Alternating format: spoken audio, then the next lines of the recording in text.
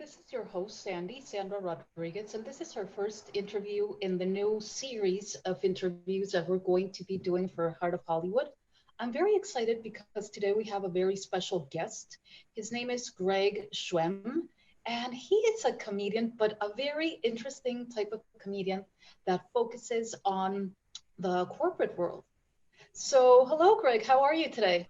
Hi, Sandy. I'm doing great. How are you? I'm doing wonderful. Well, I do know, Greg, that you have been sharing the stage with people such as Jay Leno, Celine Dion, Casey and the Sunshine Band, Huey Lewis, Julio Iglesias. I mean, who haven't you shared the stage with? And I'm so glad you're joining us today for this interview that we're doing today. So, Greg, let me ask you a question because I do know that your career started off on a very different vein. You used to be an award-winning journalist. How did this career transition come to pass? Yeah, I was a television reporter down in West Palm Beach, Florida. And that's always what I saw myself doing. When I graduated college, I wanted to be a broadcast journalist. And I did that. And but I was doing stand-up on the side. I was doing that in the evening.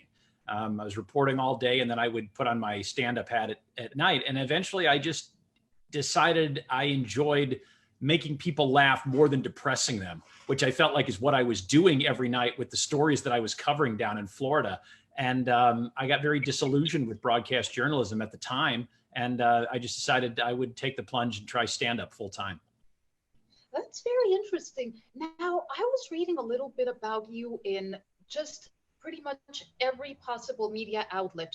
I know you've been mentioned in the Huffington Post, in the Chicago Tribune, you've been on Fox News, Parents Magazine, pretty much everywhere. And the common theme is that every time you get hired as a keynote speaker for a corporation, you deliver something that is very much tailored for that particular company. How do you do that, Greg? Well, I couldn't do it without the web. I basically just get on their website. I have a conference call with the executives, and I ask them a little bit about their company and the purpose of their meeting and the messages they want conveyed. And then I get on their website and I start looking into what they told me. And basically, I just use that information to tailor my presentation. And a lot of times I'll just do screen grabs from their website, which I think is kind of funny, and maybe they don't think it is, but coming from somebody who's not part of their company, I can make it funny. So that's basically how I do it. That sounds wonderful. And I'm pretty sure that people appreciate the chance of being able to laugh at their situation or at themselves in a good way. I mean, I'm sure that is part of the appeal. And I'm really curious right now at this point in history when people are really not feeling great, can a sense of humor help us through this particular bump in the road? Oh, I think a sense of humor is definitely going to help us through. I think humor is something that we've relied on to get through tough situations. I saw that. I mean, I've been doing this almost 30 years. So I've been a comedian through 9/11. I've been a comedian through the market crash of 2008, 2009, and all the layoffs that followed. And I know from experience that I always say, Sandy, when times are good, people want to laugh. And when times are bad, people need to laugh. And I fully believe that once we're allowed to see one another again and be out there and we get the all clear sign, people are going to want to laugh more than ever. And I'm really looking forward to that challenge. Oh, absolutely. And like as individuals, what do you suggest in case we want to either develop a sense of humor right now or keep our sense of humor right now? What can we do as non-professional comedians, like the everyday person? What can we do to try to keep our sense of humor during this time? Well, I think it's important to know, I believe you can find humor in any subject. Now, you might say to yourself, that's a strange statement because COVID-19, the coronavirus is hardly funny. And it's touched everybody in a tragic way. And I always believe there are certain subjects that you should not make light of, but I also believe you can find humor in any subject. And what I mean by that is coronavirus is not funny, but being quarantined at home, that's funny. The more we stay at home, I think the more funny situations you find. And I think it's just an exercise that everybody needs to do from the moment they get up, is to see the humor around you and share that humor with other people, whether it's by a virtual call or a tweet or any kind of social media, even if you can't do it in person, is just to keep one another laughing. You don't have to be a professional comedian to do that. I think you're absolutely right. That's something that we really should all take into consideration as we go about our day. I mean, try to make the best of the situation, however difficult it may be.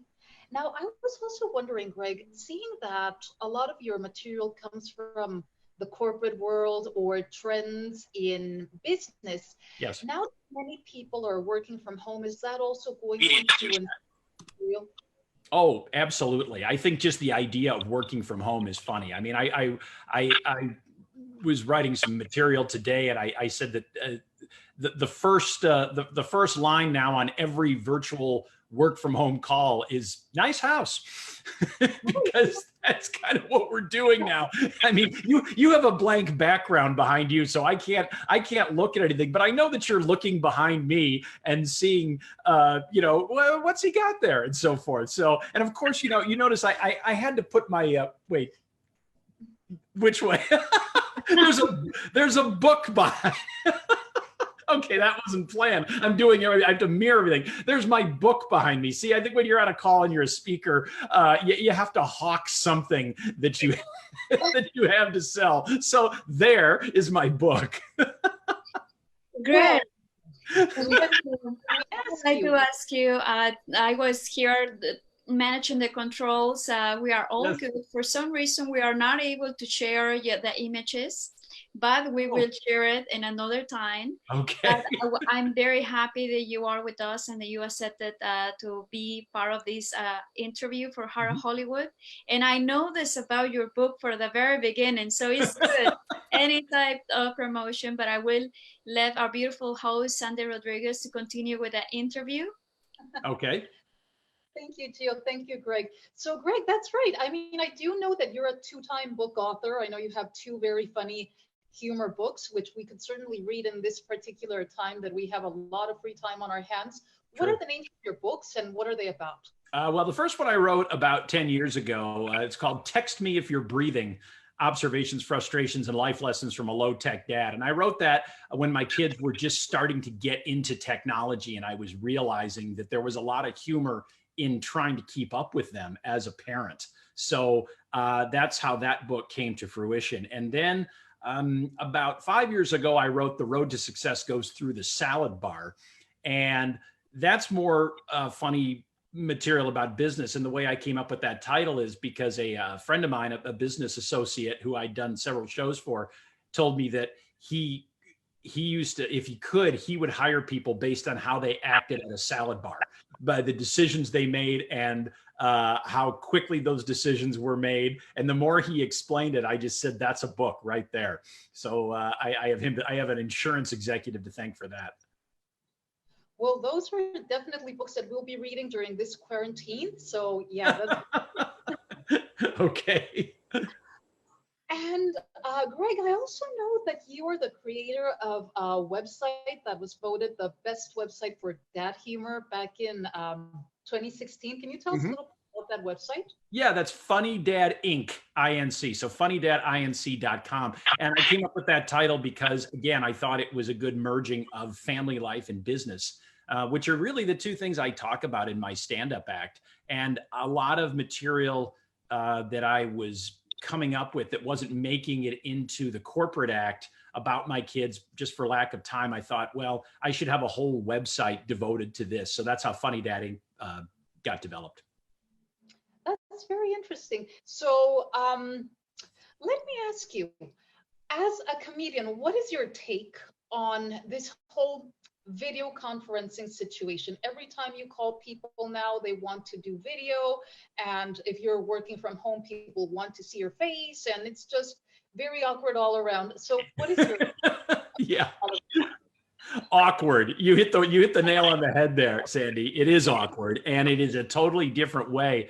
And I do believe there's a lot of humor there. I mean, certainly it's better than nothing, but I always said that when I do these virtual calls and I'm the host and I'm doing a virtual presentation, which I've had to start doing, I always say to everybody on the call, I said, I need you to abide by the virtual call code of conduct, which is that you will give me your undivided 20% of your attention, with the other 80 reserved for checking your email and muting me and checking what's on Netflix and playing Candy Crush and so forth, because I'm sorry, we know you're doing that, everybody. I, of course, am not, but that's what people do on virtual calls. It's crazy. What I've noticed is that, you know how people don't like the way they look in, say, their passport picture or their driver's license? Okay, I think those pictures are super flattering compared to the way most of us look on webcam. So it's like, no, it's definitely not the most flattering. Right, but you can't control on the webcam, and you're at the mercy of technology. When you take your passport photo, you're not. I mean, if you take a bad picture, you messed up. but you can blame it on technology if you don't look good on a virtual call. Exactly. I would say, you know, like it's very raw, like the way that everything is going. And for example, right now I'm trying to share your beautiful pictures online. We are live, and it ain't working, huh? What's going on, and I can't figure out yet. But nevertheless, it's very interesting on what you have done. You have books. You've been sharing the stage with big personalities, and you also, I think that your background being a journalist in crime and transform into a comedian because you like to make people happy is one of the best things. Yeah, it is. You said crime. I mean, when you said that, I mean, it wasn't a life of crime. I want to clarify that. No, but when I was a journalist, I covered an awful lot of crime stories. I covered the police and the police beat and so forth. And when you do that in South Florida, that's a really busy job, by the way. I can imagine. That's a place where, yes. No offense to our viewers in South Florida. No offense. Greg, what would you say is the most challenging part about being a stand-up comedian? Well, you know, people always say, boy, that looks really tough what you do on stage. And I always say, you know what, that hour that I'm up on stage, that's the easy part. It's the rest of the day that's the most difficult. And that means being current on material and being disciplined to write. And now, of course, there's social media. I don't have, like about 97% of comedians in the world, I don't have an agent or a manager. I do all of my own. I have people who book dates for me, but for the most part, I am the one to get myself out there. So I do all my own marketing, and that's tough. That's tough. So I would say I'd say those other 23 days are the hardest, or 23 hours of the day. Well, now let me ask you, when you go out like to a dinner party or to a cocktail party, do people just walk up to you and say, hey, say something funny or tell Yes. Me? And I hate that. Terrible. Because I mean, it's flattering. You don't do that with other professions. You know, you don't go up to doctors and go, oh, this really hurts. You know, fix that for me. Or, you know, you don't go up to insurance agents and go, you know, quote me a new homeowner's policy. People, I think it's kind of a knee-jerk reaction that people do that. And as I said, it is flattering, but usually my response to them is I'm off the clock. or I'll say, you go first. You say something funny, and then I'll go after you. Exactly. In fact, again, and I'm just guessing, like if I were a librarian, maybe on my days off, I would like to be very loud.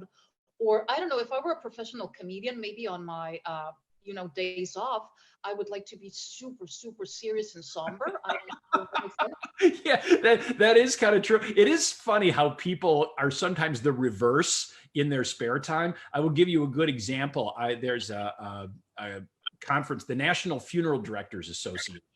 That's an actual group, and that's who they are. And they have their annual conference. And I have a friend who one year worked at the convention center that provided the catering. And he said, these people are crazy.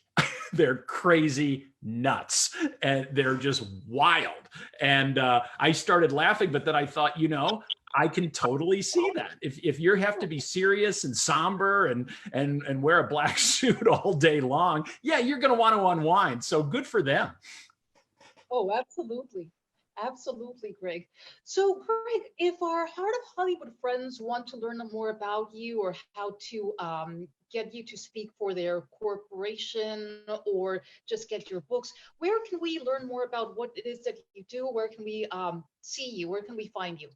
Well, obviously, you can go to my website. I have one at gregschwem.com. So that's GREGSCHWEM as in mother.com. And I have a YouTube channel. If you just search that name on YouTube, you will see that as well. So I would say those are the two best places to find out about me and what I do and what separates me from other comedians. That's wonderful. I would like to ask you, what is your message that you would like to give to our audience during this difficult time period that we're having? And I think that we need to brighten up our positive messages. There is any positive message that you have?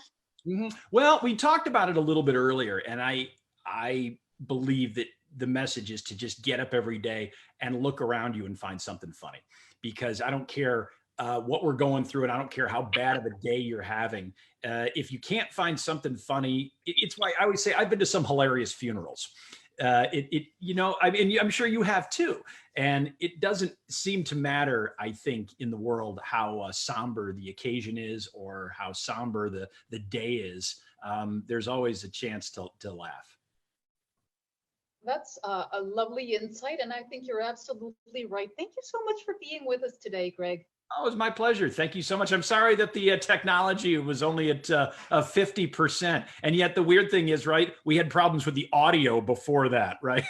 While we were rehearsing. We could see each other. Now we can't see each other. We can just hear each other. Well, I hope a joke there somewhere. More interviews with you in the future. We're going to follow up into what you're doing. Thank you again for giving this interview to our audience here at Hollywood. And so I think better times, it will come very soon. Thank you. Thank you so much for having me. It's been a pleasure. Thank you, Greg. And to our Heart of Hollywood friends, I would also like to add that submissions are being accepted right now for the Heart of Hollywood Online Film Festival and also for the new streaming platform. You can find more information about either of these two things on the Heart of Hollywood website. And this is something that could be very appealing for you filmmakers out there. So do be sure to check out the Heart of Hollywood website. Thank you. Bye-bye. All right. See you. Stay safe. Bye.